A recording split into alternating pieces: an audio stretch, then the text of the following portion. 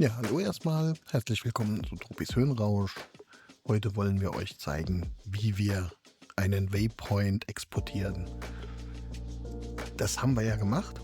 Deswegen im Anschluss können wir euch zeigen, dass der Waypoint um den Gräfenstein nun komplett ist. Mit allen Jahreszeiten. So, starten wir mal. Zuallererst müssen wir unseren Controller nehmen. Den müssen wir starten, anschalten.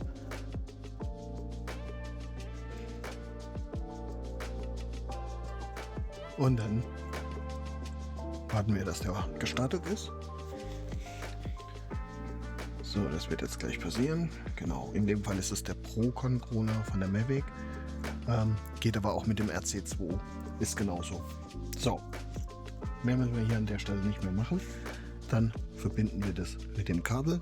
Und dann erkennen wir auch sofort hier den RC2-Controller. Und dann haben wir an der Stelle den internen Speicher und auch dann die SD-Karte. Ja. SD-Karte kann man machen, steht auch einiges dann entsprechend drin, alles was wir so für die SD-Karte haben. Wenn wir da mal was aufgenommen haben, kann man das hier auch rüberholen. Also Bildschirmaufnahme, ne, vom Controller. Wir wollen ja aber jetzt den Waypoint holen. Der Waypoint wäre in dem Fall hier unter Android, ist ja ein Android-Betriebssystem, Data und dann DJI Go V5 und unter Files kommen wir dann zum Waypoint. Wir sehen jetzt hier im Waypoint nur solche Hashcode-Ordner. Hashcode, klar, das sind weltweit eindeutige erzeugte Nummern aus Hex. Zahlensystem, also Buchstaben A bis D und Zahlen 0 bis 9. Damit ist immer eine weltweit eindeutige Nummer erstellbar, dieser Hashcode. Das heißt, sagt uns jetzt aktuell auch gar nicht, welches von diesen Dingen unser Waypoint ist.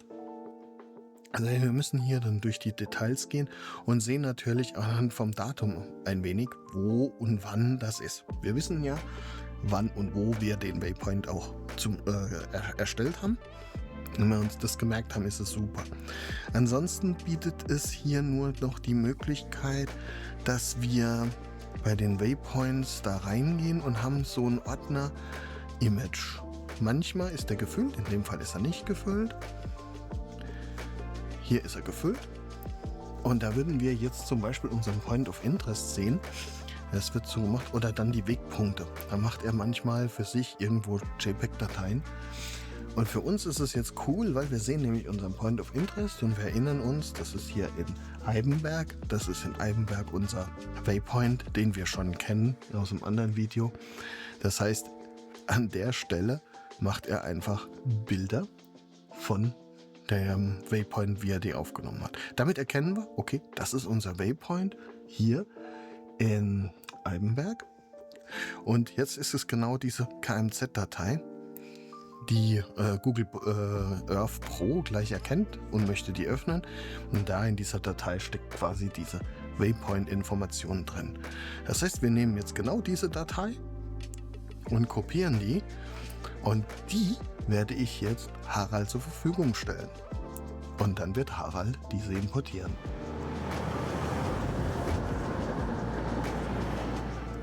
So, ich habe jetzt von Tobi die Datei erhalten, um seine Waypoints auf meine Steuerung zu übertragen. Ich habe den RC2-Controller, habe ich schon vorbereitet. Bevor wir das jetzt aber machen können, ist es erforderlich, auf der RC2 erstmal einen Waypoint anzulegen. Dazu machen wir das Ganze offline über Verbinden und Kameraansicht. Wählen die Waypoint-Funktion aus und setzen irgendwo auf der Karte einfach mal 3 Wegpunkte und speichern das Ganze über Menü ab. Zuerst speichern bis. Speichern. So, jetzt benennen wir die Waypoint-Version noch. Das ist jetzt einfach DE Underline Test. So, jetzt haben wir eine Waypoint-Mission, die einfach nur 3 Punkte enthält, die wir dann nachher auf dem Computer mit Tobias einspielen. So, auf dem RC2 ist dann erstmal alles. Ich gehe wieder aus den Waypoints raus, speichern und verlassen und gehe wieder im Hauptbildschirm. Jetzt schließe ich die Steuerung einfach mal am Computer an. Nach dem Anstecken der Steuerung an den PC und über USB haben wir hier die 2 Ordner, den internen Speicher, und bei mir ist noch eine Speicherkarte drin. Hier haben wir auch im internen Speicher den Ordner Android, Data und den DJI Go V5 mit dem Files-Ordner, in dem sich die Waypoints befinden. Jetzt wissen wir natürlich auch nicht, welche das ist. Dazu schalten wir jetzt um auf Details und schauen einfach, was ist der neueste Ordner. Das ist dann der hier zu 16:43 Uhr. Hier sind natürlich keine Bilder drin, weil wir ja nur ein Offline-Programmieren gemacht haben. Und hier ist die KMZ-Datei zu dieser Waypoint-Mission. Jetzt wollen wir aber die von Tobias hier reinbringen. Dazu gehen wir auch hier in den Ordner, kopieren uns diese und fügen sie hier ein.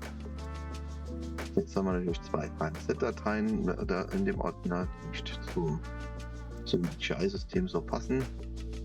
Deshalb kopieren wir einfach diesen Namen der ursprünglichen Datei, löschen die Datei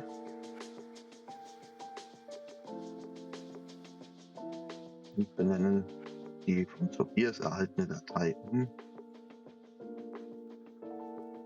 damit der Name wieder zum Ordner passt. So, eigentlich war es das dann auch schon. Dann können wir die Steuerung wieder trennen. Und dann schauen wir uns jetzt mal in der Steuerung an, ob die Waypoints auch da sind. Dazu gehen wir wieder hinten, Kameraansicht und zu den Waypoint-Missionen. Nach WP-Test, den möchte ich jetzt öffnen. Und hier habe ich jetzt alle Wegpunkte drin. Hier sehen wir auch auf dem Display, wo sich die Punkte befinden. Und Zoom sehen wir hier in der Nähe von Chemnitz. Das ist die Route, die Tobias mit seiner Mavic programmiert hat. Und jetzt könnte ich sie auch mit meiner R3 fliegen. So, das war schon alles. Recht einfach, wenn man weiß, wie es funktioniert. Vielen Dank, bis dann.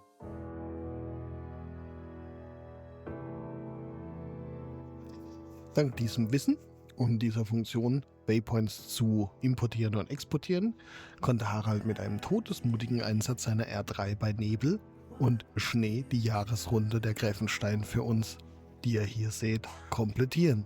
Danke, Harald.